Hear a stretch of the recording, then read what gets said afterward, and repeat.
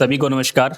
आज के इस सेशन में हम पुनः जैसा कि हम पिछले काफ़ी दिनों से प्रेरक मुलाकात पर वीडियोस डाले भी हैं, जिन साथियों का पिछली 2022 सेकंड ग्रेड परीक्षा में चयन हुआ है, अलग-अलग विषयों से हैं, जो साथी हमसे जुड़े हुए थे, उनका लगातार हम एक प्रेरणा स्रोत के रूप में ताकि जो विद्यार्थी आगामी समय में तैयारी कर रहे हैं, उनको इसका काफ़ी है जो लाभ है मिलने वाला है और मिल मिल भी रहा है। तो उसी श्रृंखला में आज हमारे साथ हैं सत्यजीत, जो पिछली सेकंड ग्रेड में हिंदी विषय से हैं और हमारे पास फर्स्ट पेपर टेस्ट सीरीज में ये ऑफलाइन विद्यार्थी थे। तो आज उनकी पूरी जो इनका पिछले 1 साल का जो अनुभव है, उन्होंने 2022 के सेशन में 1 साल पूरा सूरतगढ़ रहे और तैयारी की, इनका जो पूरा अनुभव है उसका लाभ हम आज लेंगे। तो सबसे पहले हम सत्यजीत का हमारे ऑनलाइन प्लेटफॉर्म पर स्वागत करते हैं और इसी कड़ी में उनसे हम कुछ सवाल करेंगे और वो सवाल शायद आपके लिए बहुत महत्वपूर्ण है। एक-एक सवाल को आपको अच्छे से सुनना है। इनकी मुख ज़ुबानी, इनकी ज़ुबान से जो निकले शब्द हैं आपके लिए वास्तव में काफ़ी काम के होने वाले हैं, क्योंकि इनका जो संघर्ष है वो किस टाइप का रहा है, किस तरीके से इन्होंने तैयारी की, उनके मुख से हम जानेंगे। तो हमारा जो पहला सवाल है कि इनकी पारिवारिक पृष्ठभूमि क्या रही, उसके बारे में सत्यजीत हमें सबसे पहले बताएंगे और उसके बाद हम आगे एक-एक सवाल उनसे पूछेंगे। तो सत्यजीत। सबसे पहले तो मैं अपने Ranveer sir exam help Suratgarh की तरफ से मतलब कि सर का धन्यवाद करना चाहूँगा कि मैंने मतलब कि अपनी पारिवारिक पृष्ठभूमि के बारे में बताऊँ तो मैं एक गरीब घर से ही मतलब कि मानो कि रहा हूँ और मतलब कि माताजी और पिता मतलब कि मेहनत मजदूरी करके और हमने भी मतलब कि माता पिता के साथ हर मतलब कि काम खेत का हो चाहे घर का हो मतलब कि काम को करते हुए और पढ़ाई भी साथ जारी रखी। और शुरुआती पढ़ाई की बात करें तो सरकारी स्कूल से ही हमने मतलब कि पढ़ाई की है, पहली क्लास से लेकर 12th तक। उसके बाद में मैंने मतलब कि 10वीं क्लास ओनली फॉर 41% के साथ पास की और 12वीं मैंने 58% के साथ पास की और आगे की जो ग्रेजुएशन थी वो नॉन कॉलेज रही मेरी। और उसके बाद ऐसा हुआ कि मतलब कि बताया गया कि आप बीएड करो। बीएड हमने मतलब कि कर ली। फिर बीएड मेरी 2020 के अंदर हुई और इसी दौरान मतलब कि इतना कोई गाइडेंस नहीं मिल पाई, फिर भी हमने थोड़ा थोड़ा कंपटीशन के लिए जानकारी बटोरी। और जैसे भी फिर बीएड होने के बाद सूरतगढ़ आए और 2022 की जो भर्ती है सेकंड ग्रेड उसकी विज्ञप्ति जारी हुई और हमें पता चला। फिर हमने सेकंड ग्रेड के लिए मतलब कि तैयारी स्टार्ट की और जैसे ही तैयारी स्टार्ट की फिर हमने सोचा भाई हमें कुछ टेस्ट सीरीज या कोचिंग की ज़रूरत है। तो हमारे को सूरतगढ़ के अंदर फिर सर ये पहले ये मतलब कि जो टॉपर्स अकेडमी के नाम से जानी जाती थी उसमें हमने टेस्ट सीरीज ऑफलाइन शुरू की। सर के पास हम स्पेशल मिले भी, सर हम सेकंड ग्रेड फर्स्ट पेपर की तैयारी करना चाहते हैं। सर ने हमें अच्छे से मतलब कि ऑफलाइन में समझाया कि गाइडलाइन दी कि आप अच्छे से आओ और रेगुलर टेस्ट दो, उसके बाद आप देखना क्या कुछ होता है। फिर हमने सर के पास मतलब कि ऑफलाइन टेस्ट दिए सभी, कोई भी टेस्ट मिस नहीं किया और हमारा उसी का परिणाम है जो आज आपके सामने मतलब कि सफलता भी प्राप्त की है। जैसा सत्यजीत ने बताया कि बहुत ही सरल और स्वभाव शब्दों में कि किस तरीके से उन्होंने अपनी तैयारी स्टार्ट की, इनकी पारिवारिक पृष्ठभूमि के बारे में उन्होंने बताया कि पारिवारिक पृष्ठभूमि की बात करें तो एक गरीब परिवार से हैं और माता-पिता किसान हैं। और यदि कोई किसान का बेटा या बेटी इस मंच तक पहुंचते हैं, शिक्षक बनता है, तो हमें भी बहुत अच्छा लगता है, क्योंकि हम भी इस क्षेत्र से गुजरे हुए हैं। आज हम इस पोस्ट पे हैं, लेकिन हम भी कुछ समय पहले कि इन्हीं की तरह तैयारी करके इस मुकाम तक पहुंचे हैं। तो बहुत ही अच्छा लगता है जब एक किसान का बेटा, एक किसान की बेटी यहाँ पहुंचते हैं। तो सबसे इनका कहने का मतलब है कि एक साधारण व्यक्ति, बिल्कुल जैसा इन्होंने अपनी मार्कशीट की भी जिक्र किया कि 10वीं के अंदर इनके 41 मार्क्स हैं, 41%। तो बहुत से साथी कई बार सवाल पूछते हैं कि सर हमारा होगा कि नहीं होगा, हमारे तो 55% है, 50% है, 53% है। तो ऐसी परिस्थितियां आती हैं, तो आपको इन पर गौर नहीं करना है। जब एक 41% का विद्यार्थी हिंदी का वरिष्ठ अध्यापक बन सकता है, तो हम क्यों नहीं बन सकते। और ये वरिष्ठ अध्यापक ही नहीं, फर्स्ट ग्रेड भी बनेंगे। आप देखते जाएं कि आगे आने वाली वैकेंसीज है, तैयारी कर रहे हो तो आप college lecturer, school lecturer, RAS तक बने हैं। आपके सामने बहुत से ऐसे साथी हैं जिनका चयन हुआ है। तो इनका कहने का मतलब है कि एक बिल्कुल साधारण फैमिली से बिलोंग करते हैं और इन्होंने सेल्फ स्टडी की और उसके बाद ये सूरतगढ़ आए।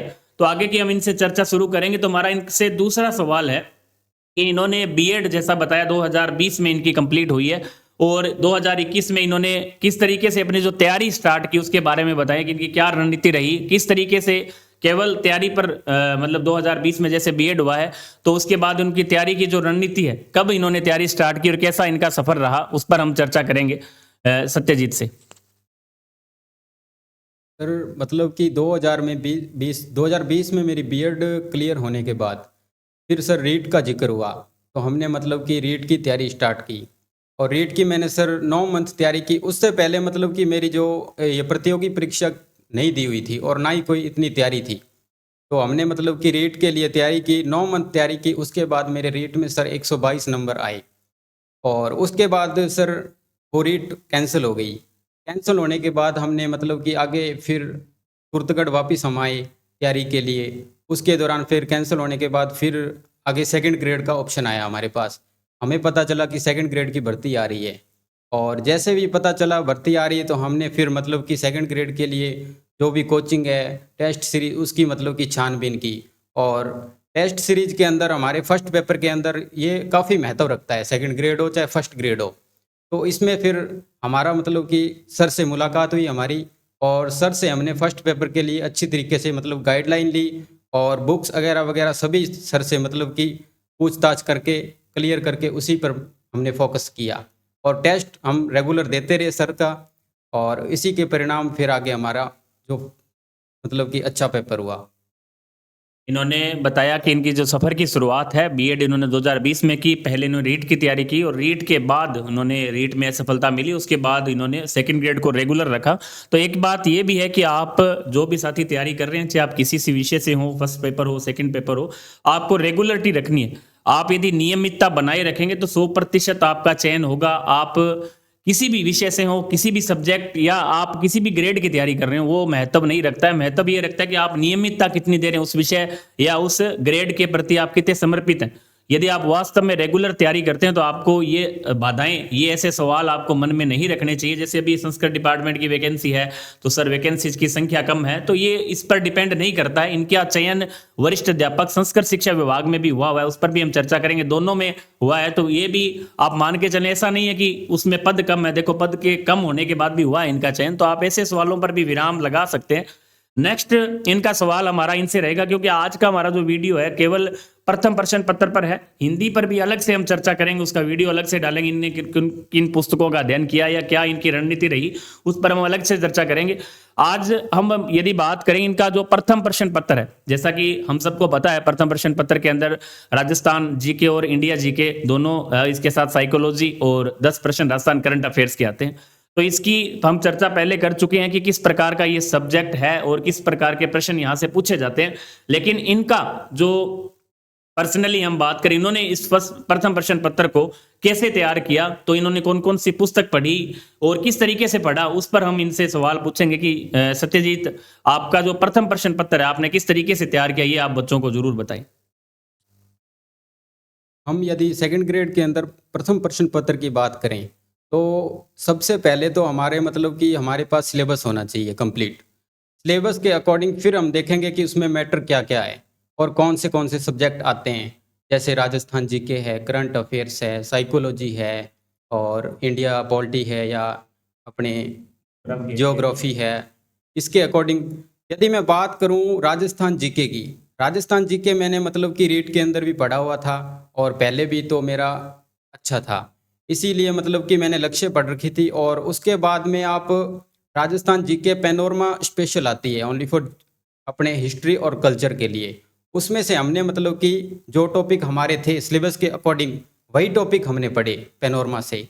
और जो टॉपिक अपने मतलब कि अब राजस्थान जीके के नहीं है, ज्योग्राफी के, तो वो हमने मतलब कि दूसरी बुक से पढ़े, जैसे लक्ष्य होगी। तो इस ऐसी प्रकार मतलब कि साइकोलॉजी की बात करें, साइकोलॉजी में सर हमने अपने सिखवाल जो आती है, सिखवाल एक बेसिक बुक है, मतलब कि समझने में भी ठीक है, तो उसे पढ़ा। फिर हमने अपनी मतलब कि अपनी भी पढ़ी थी, लेकिन वो फर्स्ट टाइम मतलब कि समझ में नहीं आती है, अपनी पब्लिकेशन की बुक है। तो साइको सिखवाल से तैयार की, वो अच्छी थी, कोई दिक्कत नहीं उसमें। और करंट अफेयर्स की बात करें तो क्रोनोलॉजी आती है जो मंथली, उसमें से लगभग सर हमारे अच्छे हो गए थे प्रश्न सही, तो वही पढ़ी हमने। और अब बात करते हैं जैसे इंडिया लेवल और वर्ल्ड लेवल का जीके आता है जो, वो हमने मतलब कि जैसे भी टॉपिक यदि ज्योग्राफी का है तो महेश वर्णमाल जैसे जियोग्राफी की बुक आती है इंडिया और वर्ल्ड, हमने उसमें से मतलब कि टॉपिक, हाँ नोट्स बना लिए, टॉपिक निकाल के नोट्स बना लिए। जैसे मतलब कि हमारा, हम जैसे राजस्थान जीके को मतलब कि काफ़ी बार पढ़ चुके हैं, क्योंकि राजस्थान जीके हम शुरुआत से पढ़ते हैं, क्योंकि वो रिवीजन होता रहता है तो उसका हमें नोट्स की ज़्यादा ज़रूरत नहीं होती है।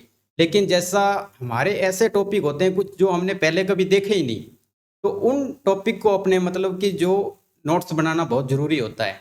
तो उन टॉपिक को हमने मतलब कि जैसे अपने ये विश्व व्यापार हो गया और विदेशी व्यापार वगैरह वगैरह, जैसे अलग अलग टॉपिक, जैसे ज्योग्राफी होगी वर्ल्ड की, तो ये हमारे पहले नहीं पढ़ी हुई होती, तो उसको हमने मतलब कि नोट्स में कन्वर्ट कर लिया अपने शब्दों में, और इसी प्रकार हमने फर्स्ट पेपर को तैयार किया था।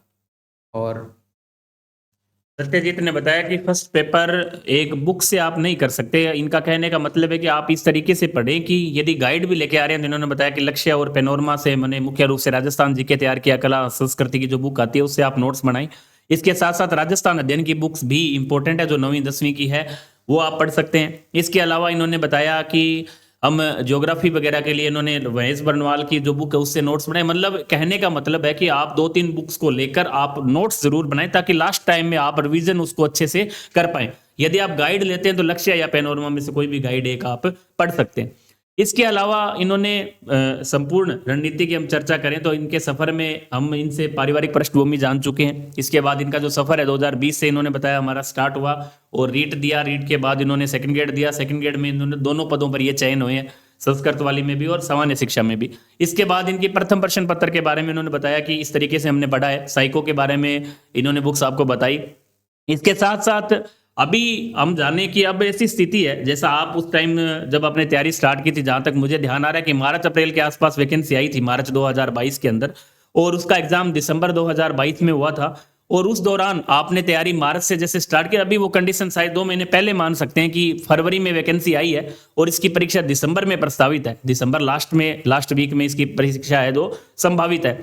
तो आप विद्यार्थियों को किस प्रकार से, जैसे बहुत से ऐसे विद्यार्थी हैं, आप भी संस्कृत शिक्षा विभाग से चयनित है, तो ऐसा एक सवाल उस पर भी हम चर्चा कर लें कि वैकेंसीज की संख्या कम है और अपने आप को रेगुलर कैसे रख पाए बच्चे, मतलब आप रेगुलर कैसे जुड़े रहें जब वैकेंसी का समय, वैकेंसी आ चुकी है। क्योंकि पहले हम क्या सोचते हैं कि वैकेंसी आएगी बाद में तैयारी स्टार्ट करेंगे, तो अब वो तो नहीं है, वैकेंसी आ चुकी है, फॉर्म अप्लाई हो चुके हैं, अब डेट भी आ चुकी है कि दिसंबर में एग्जाम है। तो उन विद्यार्थियों को आपको विशेष संदेश देना चाहें तो बता सकते हैं सत्यजीत। सर सबसे पहले मेरा यही संकेत रहेगा कि मैंने संस्कृत से अपने सामान्य शिक्षा विभाग सेकंड ग्रेड की तैयारी की, और अप्रैल के अंदर मैंने तैयारी स्टार्ट की। तो मैंने लगभग 7 मंथ सामान्य शिक्षा विभाग सेकंड ग्रेड की तैयारी की, और उसी दौरान मतलब कि फार्म वो संस्कृत शिक्षा विभाग के ओपन हुए। तो मैंने पूछा, मुझे कुछ जानकारी नहीं थी कि ये संस्कृत शिक्षा विभाग भी होता है क्या। मैंने पूछा कि इसका क्या एग्ज़ाम पैटर्न रहता है। फिर जो जानकार थे उन्होंने बताया कि यही पैटर्न रहता है, इसमें कोई चेंजिंग नहीं होती है, आप उसका फॉर्म अप्लाई करो। तो मैंने मतलब कि लास्ट दिन फॉर्म अप्लाई कर दिया। अप्लाई करने के बाद फिर ये सामान्य शिक्षा विभाग का पेपर हुआ और वो दिया, पेपर अच्छा हुआ था। फिर आगे थर्ड ग्रेड एग्ज़ाम की परीक्षा थी, तो मेरा मतलब कि लक्ष्य मेरे उसमें 320-22 नंबर लगभग बन रहे थे सामान्य शिक्षा विभाग सेकंड ग्रेड में। तो आगे उसी के मतलब कि 15 दिन बाद संस्कृत शिक्षा विभाग का एग्ज़ाम था मेन। तो मैंने मतलब कि थर्ड ग्रेड जो वैकेंसी थी रीट की भर्ती जो, उसे मतलब कि नकार दिया, उसकी तैयारी नहीं की। मैंने सेकंड ग्रेड संस्कृत शिक्षा विभाग की तैयारी स्टार्ट कर दी। मेरे को मतलब कि अनुमान हो गया कि मैं 350 प्लस नंबर ला सकता हूँ इसमें। तो इसी के दौरान मैंने आगे तैयारी की और पढ़ा मैंने संस्कृत शिक्षा विभाग। फिर मेरे एक साथी थे उत्तम कुमार, जो उन्होंने कहा कि आपकी सीटें बहुत कम हैं, 8 ही सीट थी हमारी कैटेगरी में। फिर कहते भी आपका सिलेक्शन नहीं होगा इतनी सीटों में, क्या पता हो या ना हो, आप थर्ड ग्रेड की तैयारी कर लो। फिर मैंने मतलब कि कहा कि मैं इसकी मेरिट क्या रह सकती है। उन्होंने बताया कि 350 तक रह सकती है, आप इतने नंबर ला सकते हो। फिर मैंने कहा भी मेरे 350 मैं प्लस ले आऊँगा, और फिर मैंने इसी की संस्कृत शिक्षा विभाग की तैयारी स्टार्ट की और स्पेशल तैयारी की 10-15 दिन जितने भी मेरे पास टाइम था। और तैयारी करने के बाद मैं पेपर दे के आया और मेरा पेपर अच्छा हुआ, और उसमें मैंने मतलब कि 362 प्लस नंबर लिए, और हमारी जो कट ऑफ थी 354 लगभग गई थी। और इसी दौरान मैंने मतलब कि क्योंकि मेरा सामान्य शिक्षा विभाग में फर्स्ट पेपर अच्छा था और दोनों पेपर में सामान्य शिक्षा विभाग और संस्कृत शिक्षा विभाग में मेरा फर्स्ट पेपर काफ़ी मतलब कि स्ट्रांग होने के कारण ही मैं सेलेक्ट हुआ हूँ। क्योंकि मैंने लगभग संस्कृत शिक्षा विभाग में जहाँ नॉर्मली बच्चे मतलब कि मैं अपने समकक्ष को कहूँगा तो वो 50 क्रॉस नहीं कर पाए और मैं उसी में मतलब कि 60 के पास था लगभग। तो ये सर का आशीर्वाद था और ये एग्ज़ाम हेल्प सुरतगढ़ जो इसकी ये टेस्ट सीरीज उसी का परिणाम था। और ऐसे मतलब कि आप कोई भी सीट मायने नहीं रखती और मैंने मतलब कि पहले ही ठान लिया कि मैं तैयारी कर रहा हूँ तो मेरा सीट 8 हो चाहे 1 सीट हो मेरा सिलेक्शन हो जाएगा। तो इसी दौरान ये आपके साथ आज परिणाम है। और जैसा सत्यजीत ने बताया कि इनकी तैयारी फर्स्ट सेकंड ग्रेड में वैकेंसी दोनों एक साथ थी, उन्होंने दोनों की तैयारी की, दोनों में इनको सफलता मिली है। तो आप इस चीज़ के जो सवाल हैं कई बार पूछते हैं, तो मैंने आपको बताया था कि हम बहुत से ऐसे विद्यार्थियों से, आगे भी हजारों ऐसे विद्यार्थी चयनित हुए हैं जिनसे हमारे से भी चयनित, उनसे भी हम आपको प्रेरक मुलाकात के रूप में आगे हम जारी रखेंगे ये सिलसिला। तो उसमें बहुत से ऐसे विद्यार्थी आपको बताएंगे कि किस तरीके से आप सीटें आपके मायने नहीं रखती है, पारिवारिक पृष्ठभूमि, आर्थिक स्थिति आपकी बिल्कुल मायने नहीं रखती है, लेकिन आपका यदि दृढ़ संकल्प हो, वास्तव में आप में कुछ करने की इच्छा है, तो आप जीरो, बिल्कुल जीरो है, जीरो से भी आप हीरो बन सकते हैं। ऐसे बहुत से विद्यार्थी इस परीक्षा में चयनित हुए हैं और आगे भी होते रहेंगे। तो आज के इस सेशन में हम बात कर रहे थे कि इन्होंने आपको लगभग जानकारियां जुटाई हैं कि इसमें किस टाइप से आपको पढ़ना चाहिए, कौन कौन सी पुस्तकें इन्होंने पढ़ी है, रेगुलरिटी रखनी चाहिए। और आप संस्कृत शिक्षा विभाग की भी तैयारी कर रहे हैं तो आपको ये नहीं सोचना चाहिए कि सीटें कम है, आप लगे रहेंगे तो आपका निश्चित रूप से चयन होगा। अब इसके बाद इन सवाल पूछे इन्होंने, जैसे टेस्ट सीरीज की हम चर्चा कर रहे थे कि इनकी जो टेस्ट सीरीज था, टेस्ट सीरीज का इनको क्या लाभ हुआ और वास्तव में टेस्ट सीरीज के विद्यार्थियों को क्या लाभ हो सकते हैं या होते हैं नहीं होते हैं, या बच्चों को किस टाइप की टेस्ट सीरीज ज्वाइन करनी चाहिए या टेस्ट देने चाहिए, साप्ताहिक होने चाहिए, किस प्रकार की इनकी जो खुद की मुख से हम सुनेंगे भी टेस्ट सीरीज का वास्तव में क्या रोल होता है। आप सत्यजीत बताएंगे आपको।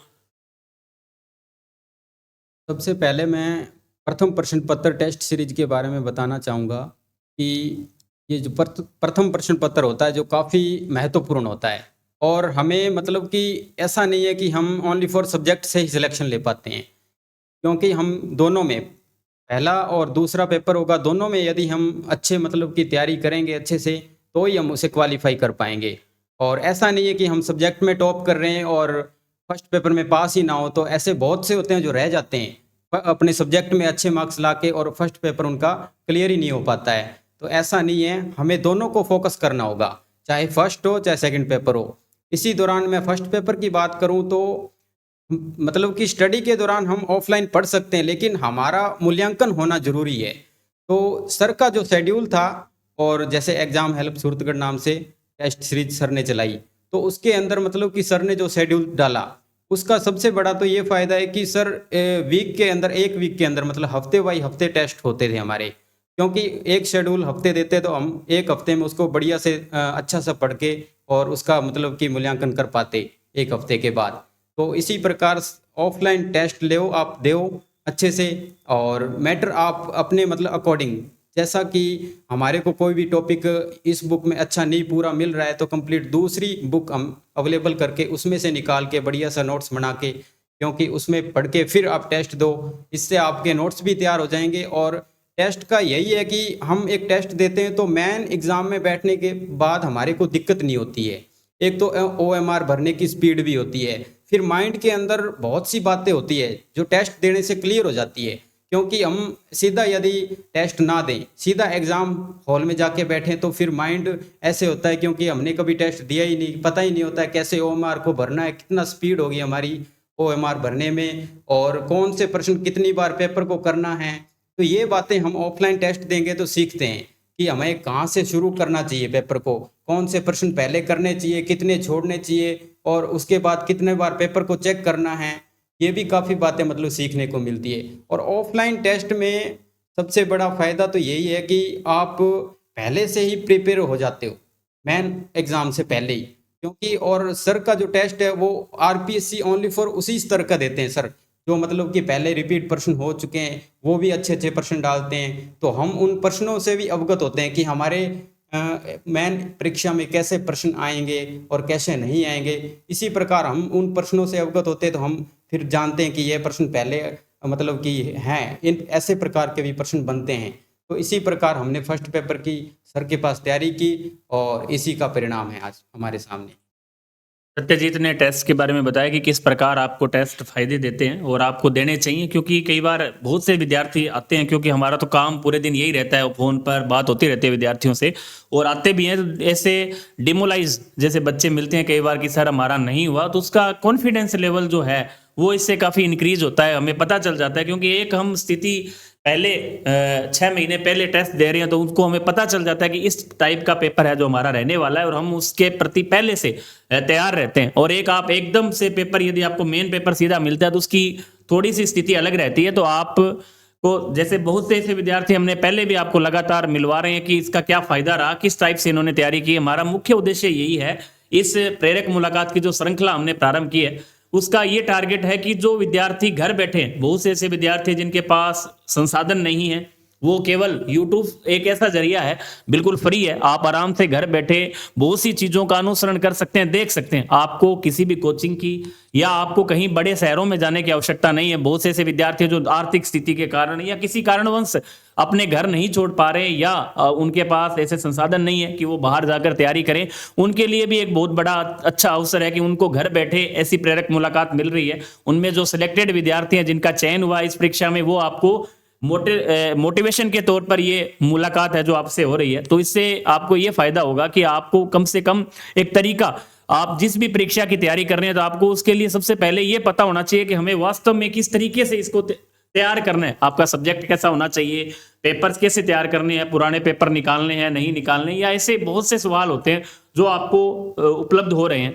तो आगे हम लास्ट के अंदर एक सवाल लेंगे उत्तर इनसे कि इनको किस तरीके से आप 2 शब्द के अंदर बच्चों को ये बताएं कि लगातार कैसे नियमितता बहुत ज़्यादा ज़रूरी है। आपको भी पता है कि नियमितता जब तक नहीं रखेंगे, कई बार विद्यार्थी भटक जाते हैं अपने रास्ते से, तो आपको लगातार तैयारी करनी है। इससे रिलेटेड मतलब विद्यार्थी नियमित कैसे हो पाए, आप अपनी तैयारी के दौरान नियमित कैसे रहे? क्या आपके मन में कभी ऐसे सवाल नहीं आए, या आपने ऐसा नहीं सोचा कि हम गाँव चले जाएं, या ऐसे अनर्थ जो ऐसे सवाल कई बार दिमाग की उपज रहते हैं हमेशा।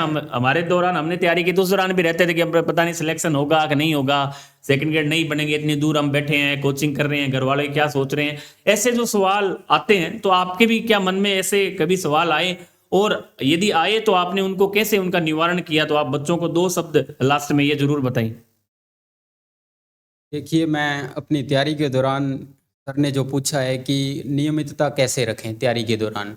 तैयारी के दौरान नियमितता का सबसे बड़ा फंडा यही है कि सबसे पहले अंदर से जागना, जो अपने साइकोलॉजी में कैसे कहते हैं कि आंतरिक अभिप्रेरणा। अंदर से अपने मोटिवेशन आएगा तो वो हमें ज़रूर मतलब कि नियमितता से चलाए रखेगा।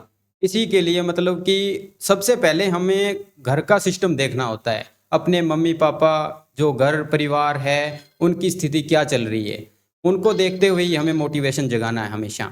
ऐसा नहीं है कि हम घर से मतलब कि आगे और मतलब कि बाहर रह रहे हैं, बाहर मतलब कि कुछ पता ही नहीं है कि क्या तैयारी करनी है, किसकी तैयारी करनी है। और मतलब कि सबसे पहले तो यही चीज़ें होती है कि अपने बाहर आ गए घर से, तो घर से बाहर अपने को मतलब कि एक अच्छा स्टैंड चाहिए और अच्छे लोगों से मुलाकात होनी चाहिए, और अच्छी कोई कोचिंग है या टेस्ट सीरीज है उनसे हमें जुड़ना चाहिए जहाँ से हमें अभिप्रेरणा मिल सके। तो मतलब कि यही है तैयारी के दौरान कि अपने आप को अंदर से जगाना है। और ऐसा नहीं है कि हम मतलब कि तैयारी करने आ गए लेकिन तैयारी के दौरान हम उन चीज़ों पर गौर ही नहीं कर रहे हैं। मतलब कि टेस्ट सीरीज है, चाहे ऑनलाइन कोचिंग है, चाहे ऑफलाइन कोचिंग है वगैरह वगैरह उनका, क्योंकि आजकल अब सोशल मीडिया का ज़माना है, इसके अंदर ऐसा नहीं है क्योंकि हम कि कमरे के अंदर बैठ के सारा कुछ कर पाएंगे, क्योंकि कंपटीशन बहुत बढ़ गया है।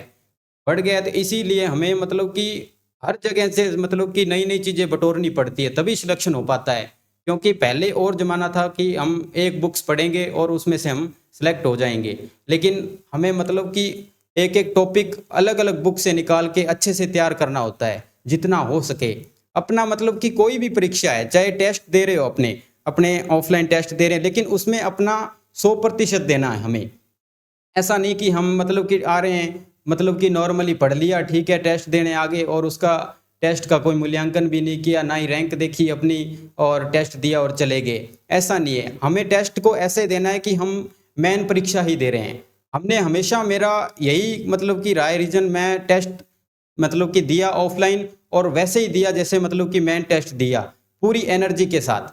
ऐसा नहीं है कि अपने मतलब कि फर्जीवाड़ा करके बस टेस्ट देना है वो कंप्लीट वैसे कर दिया। तो मैं यही कहना चाहूँगा कि तैयारी के दौरान आप सबसे पहले तो अपने माता पिता और एक साथी ऐसा जरूर होना चाहिए जो मतलब कि आपको हर जगह मतलब कि हर चीज़ बताए। हमारे मतलब कि हम दो दोस्त थे, उत्तम कड़ेला और मैं, और हमने साथ ही तैयारी की, तो हम मतलब कि हर चीज़ की एक दूसरे से डिस्कस करते। और रणनीति बहुत बड़ी आज के समय में, मतलब कि रणनीति के बिना कुछ नहीं हो पाएगा, रणनीति बनानी बहुत जरूरी है। हम मतलब कि हर सब्जेक्ट हो चाहे टॉपिक हो, हम रोजाना 10 मिनट मतलब कि उस पर सोच विचार करते थे कि हमें कैसा पढ़ना चाहिए और क्या करना चाहिए। इसी दौरान हमने मतलब कि ये रणनीति के दौरान ही मतलब कि यह मेरी जो पहला ही अटेम्प्ट था, मैंने पहली अटेम्प्ट में ही मैंने सामान्य शिक्षा विभाग और संस्कृत शिक्षा विभाग 2nd ग्रेड में मैं सिलेक्ट हुआ हूँ। जैसा सत्यजीत ने बताया, इसमें मुझे भी एक दो बात बहुत अच्छी लगी कि जैसा इन्होंने बताया कि मित्र होना चाहिए। वास्तव में मित्र, आपका एक पॉजिटिव मित्र आपके साथ होना चाहिए, बहुत फायदा है इसका। जब हम तैयारी करते थे, मुझे एक बात याद आती है कि मैं सीकर रहकर मैंने तैयारी की थी, हालांकि कोचिंग नहीं कर रहा था वहाँ, लेकिन वो एक सेटल हो गए, वहीं 2-3 महीने रहे तो लगा कि अब यहीं रहते हैं, एग्जाम देके ही जाएंगे, तो लगभग 14-15 महीने में वहाँ रहा। तो वहां हम 6-7 लोग थे और उसका बहुत फायदा होता है। लोग तो कहते हैं कि उसका फायदा नहीं है, मैं बताता हूं आपको। जब हम पढ़ते थे कि शाम को जैसे खाना खाने का टाइम है, 5-6 लोग तैयारी करने वाले थे, 6 लोग थे। लोग तो कहते हैं कि ज्यादा बच्चों में पढ़ाई नहीं होती, मैं खुद रहा हूं, 6 बच्चे थे हम और अलग अलग सब्जेक्ट के थे सारे। ऐसा नहीं साइंस के हम 2 थे, बाकी कोई हिंदी से था, कोई एसएसटी से था। लेकिन हम शाम को उसको पॉजिटिव रूम में ऐसे लेते कि जैसे खाना खा रहे हैं तो हम प्रश्न पूछते थे। हमने टाइम, जैसे एग्जाम टाइम से 6-7 महीने पहले ये ऐसी श्रृंखला हमने प्रारंभ कर रखी थी कि आज आप लोक देवता पढ़ेंगे, आज हम लोक नृत्य पढ़ेंगे, आज हम अन्य टॉपिक जो भी लोक संत है या पॉलिटिकल का है, हिस्ट्री का है, ज्योग्राफी का टॉपिक पढ़ते और उस पर हम प्रश्न पूछते। और एक व्यक्ति यदि 2-2, 3-3 प्रश्न भी एक टॉपिक से पूछता है तो 6 लोग, आप 25-24 प्रश्न आपके डेली तैयार हो रहे हैं। और इसके साथ साथ हम करंट अफेयर्स पर भी चर्चा करते भी, करंट में ये चल रहा है, अखबार कैसे पढ़ना चाहिए, न्यूज़पेपर हम ऐसे पढ़ते हैं, ऐसे पढ़ना चाहिए। दिन में जब न्यूज़पेपर पढ़ते उस टाइम भी हमारी चर्चा हो जाती। और इसका सबसे ज्यादा फायदा होता है कि जैसे हम आज पढ़ रहे हैं, एक चीज रटने की तुलना में जब हम समझकर, दूसरे से पूछकर जो चीजें याद करते हैं, जो चीजें हमारे ध्यान में आती है, ऐसी चीजें स्थायी मेमोरी में जाती है। आप 2 चीजें खुद रट रहे हो, उसकी तुलना में यदि कोई व्यक्ति आपको 10 सवाल बताएगा तो वो 10 सवाल आपको ज्यादा याद रहेंगे। लेकिन इसका नेगेटिव ये पॉइंट है कि बहुत से ऐसे विद्यार्थी कई बार छुपा लेते हैं, वो ये सोचते हैं कि मेरा चयन हो जाएगा, इसका मेरा नहीं होगा, इसका हो जाएगा यदि इससे प्रश्न पूछ लूंगा तो। लेकिन ऐसा कुछ भी नहीं है। आप जब भी पढ़ें तो आपस में डिस्कशन करके जरूर पढ़े। एक सब्जेक्ट के हो तो भी, दूसरे सब्जेक्ट के हैं तो भी, आपका जीके का पेपर सबके लिए कॉमन है, तो ये बहुत ही अच्छा है। और मैंने इसको खुद फॉलो किया और बहुत से ऐसे विद्यार्थी हैं जिन्होंने फॉलो किया और उसका फायदा उनको हुआ है। और आप इसको नेगेटिव ना लें, पॉजिटिव वे में लेकर आपस में डिस्कशन करते हुए जो तैयारी आपको करनी चाहिए। तो आज के इस प्रेरक मुलाकात में हमने सत्यजीत से बहुत सी बातें पूछी और उन्होंने ऐसे सवाल, आपको हर एक सवाल का जवाब दिया। और ये वास्तव में वो आज ये आधे 30 से 35 मिनट का जो वीडियो है वो आप जरूर देखें और आपको इससे बहुत से लाभ जो होने वाले हैं। इसके साथ साथ आप किस तरीके से पढ़ सकते हैं, किस तरह इनका जो पारिवारिक स्तर रहा, इन्होंने कैसे तैयारी की, कैसे टेस्ट दिए, या इन्होंने सेल्फ स्टडी भी की तो किस तरीके से की। आगे के वीडियो में हम इनसे हिंदी विषय पर भी जरूर चर्चा करेंगे कि हिंदी विषय में इन्होंने किस तरीके से तैयार किया। तब तक के लिए जय हिंद, जय भारत, जय राजस्थान। नेक्स्ट वीडियो में हम फिर मिलते हैं आपसे।